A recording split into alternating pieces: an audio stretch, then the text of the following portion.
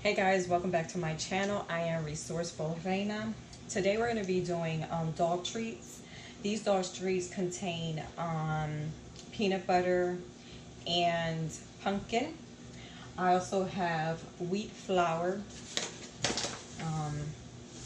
and then I have some baking powder.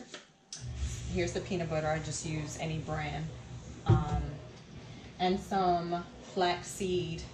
And this is the only one that I found in my local store. I usually sometimes just buy the little package, which they're probably like 50 cents to $1, but I just got this. This kind of lasts up to 2 years, and no one else uses it, only I use it for the dog treat, so it's not a bad thing. I do have some canola oil, actually spray, and that's just to spray the parchment paper, aluminum foil, wherever you're going to put the dog treats at. I do have a pinwheel to roll off the dough. You need a bowl to put the dough in there. The dough is going to be more of a elasticity, as you can see. And then if I was to actually roll it out, if I put my finger in there, you see it's starting to kind of bring my fingerprint back in there, and that's something you want. Dog treats are really easy to make. And remember, please do not use flour, regular flour. Please only use wheat flour when you're making your dog treats. You also need 1 egg. And then the recipe is 1 egg, a half a cup of peanut butter, a half a cup of pumpkin puree, half a cup of peanut butter, tablespoon of your honey, 1 cup of hot water. You need 2 cups of the whole wheat flour. You need 1.5 teaspoons of your baking powder. This is optional. You don't have to put this, of the flaxseed. I like it because it helps my dog's digestive system. And that is it. So you need a cookie cutter. So I got these at Walmart. Actually, I'm a baker, so I have a whole bunch of these. But I wanted to see what was the closest thing towards me where I can just find something. If you guys need a cookie cutter, you can use this. Or if you want to be frugal, you can always use a mason jar, a cup, something that has like a little sharp thing to it. Or just take the dough once it stays like within the ball form, just kind of roll it out and then flat it with your hand. It's a little sticky now because I have no wheat flour on my surface. So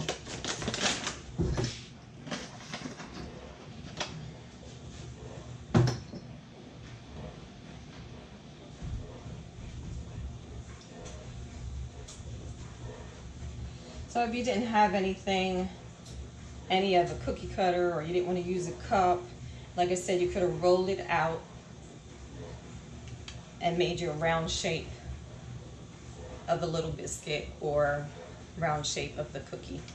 I don't have a bone shape. I don't think my dog's going to care if I have a bone shape, so it is what it is. But anyway, I saved this. I'm going to just add it on to the other mixture because I already had already made 2 previous sets. I like making by batches, so like that I won't have to make it for a while. So here's the 2 cups of the wheat flour. It doesn't matter what order it goes in. Here's the the flaxseed, and that's optional.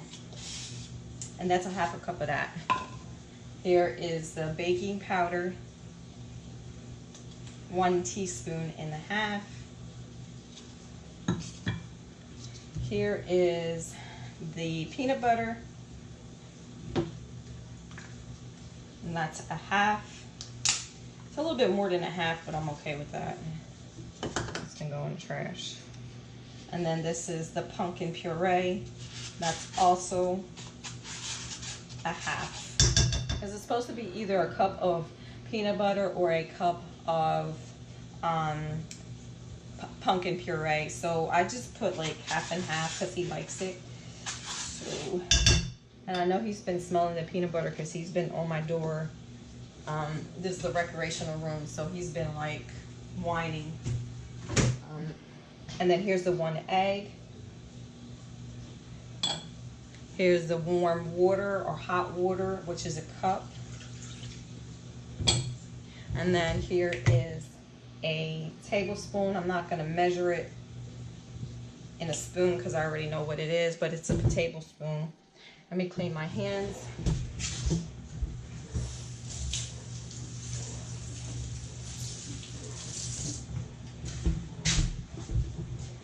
Okay. So we're just going to do is mix this up. And again, my bowl is dirty because I already made a batch. I'm just kind of giving you guys these recipes, which a lot of these things that you have already in your kitchen, probably not the whole wheat flour, but I don't even carry that unless someone orders bread or wheat cake, which that's rare. But I do always have the honey. And like I said, the flaxseed is optional. The baking powder always have, peanut butter we always have, with glory, and of course eggs we always have. So now it's going to be like a wet consistency, and it's going to be hard for you to roll out, which is fine. You can always add flour to it, which I am, because as you can see it's still wet.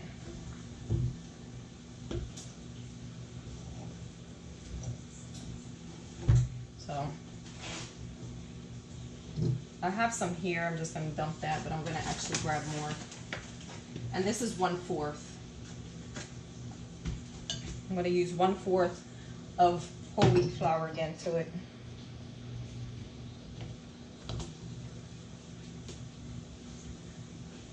Okay, now I'm going to dump this into my surface. I have this mat that I use for fondant. Depends on where you're from, you say.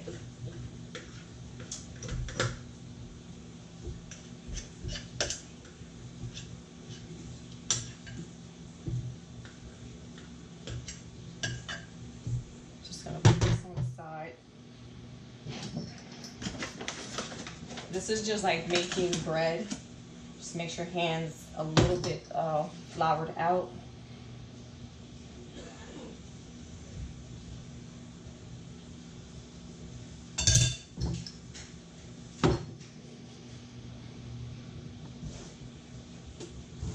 And then we're just gonna start kneading this.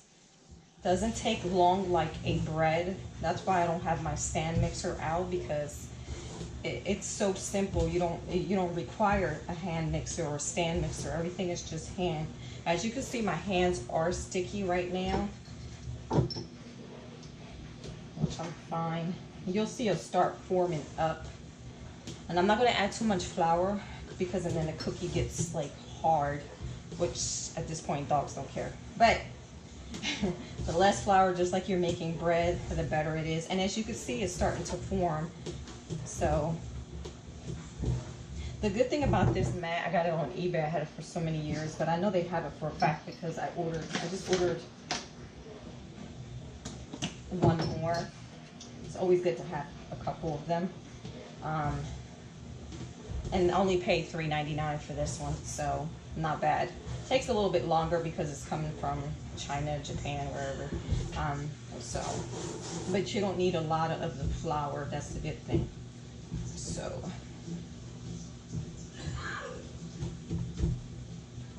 what I'm going to do is that I know it won't prevent from sticking to this. I'm just going to add a tiny bit.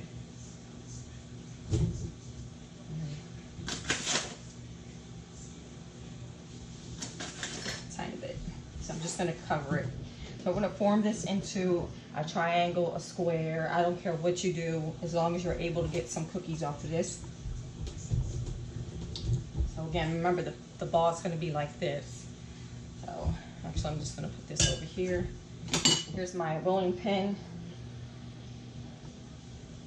And like I said, it's like rolling out bread dough.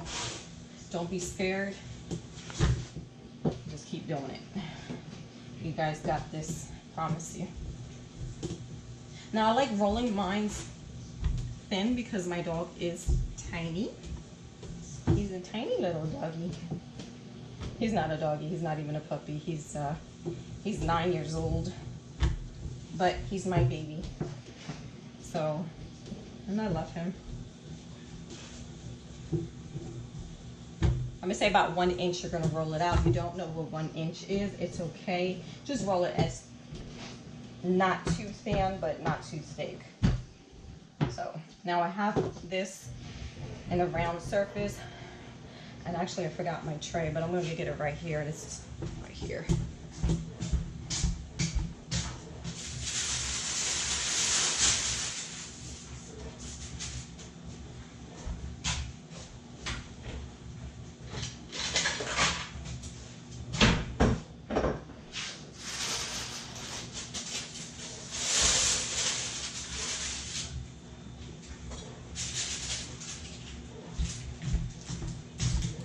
All right, I have my tray here. These are the previous cookie.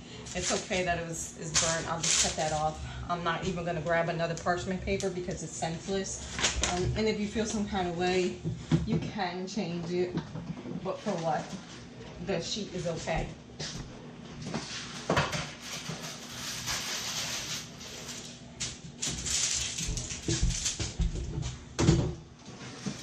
I have my parchment paper here.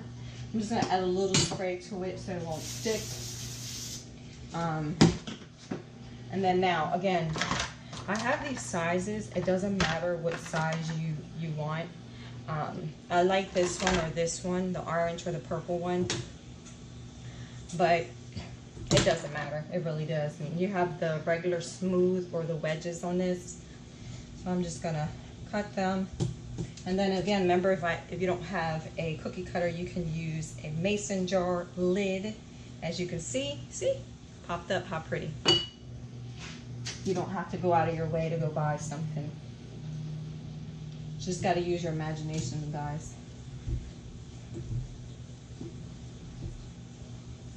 And then just cut away.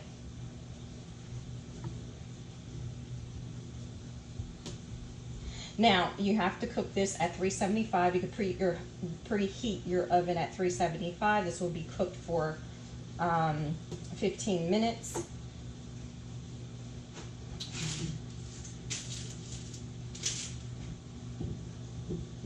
And I don't know what, I mean, there's other dog treats you could do. You can leave out either the peanut butter, and then with the pumpkin you can add bone marrow with that, which is just leftover bones that you guys have. Grind it up.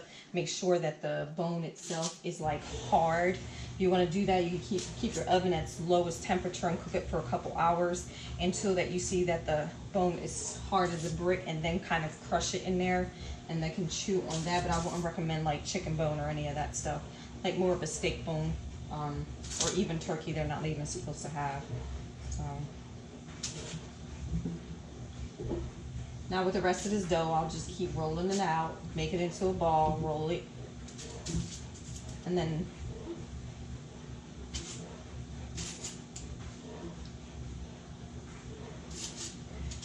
if you see me keep looking down here, it's because I have my iPad to make sure that it's recording, and because I'm not using my phone, I'm using my Pro 6 Hero. So, all right guys, you see I still got another ball. I'm gonna actually mix this one and this one because I'm not gonna get rid of it. And then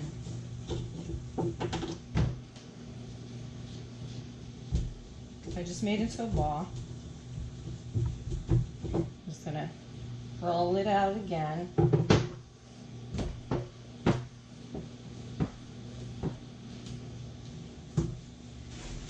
If by any chance that you're rolling it and it contracts back to it's trying to come back to its roundness, like, you know, come back to, yeah, contract actually to go back. It's okay, just keep rolling it out. You can let it sit for a little bit, but it's not necessary. I just find it to be more work when you do that. This is not, it's like a form of a bread. but not necessarily.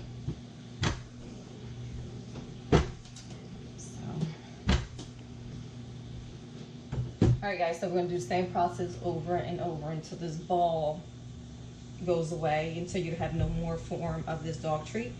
But I'm going to see what my dog thinks about it. Let's check him out. I'm going to wash my hands. I'm going to get my little Freddy dog, which I love to death. And I do have some that I already cooked. I put some in the refrigerator just so it can get a little bit cold because it was heated up. Give me 1 second.